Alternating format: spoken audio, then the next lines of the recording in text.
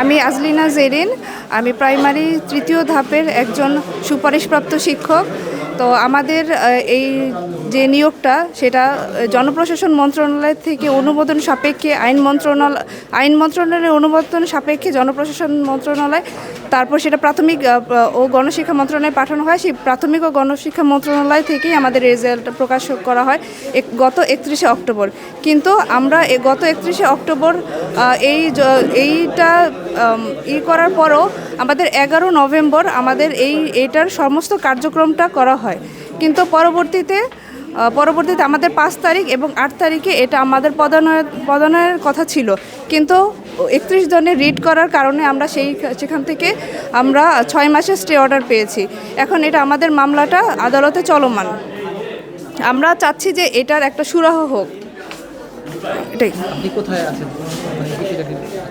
না, আমি চাকরি করছি না, বাট আমাদের অনেকেই আছে সরকারি এবং বিভিন্ন বেসরকারি চাকরি ছেড়ে দিয়েছে এই চাকরিটার আশায়, যোগদানের আশায়, কিন্তু এখন আমরা বিভিন্নভাবে হেয় প্রতিপন্ন হচ্ছি।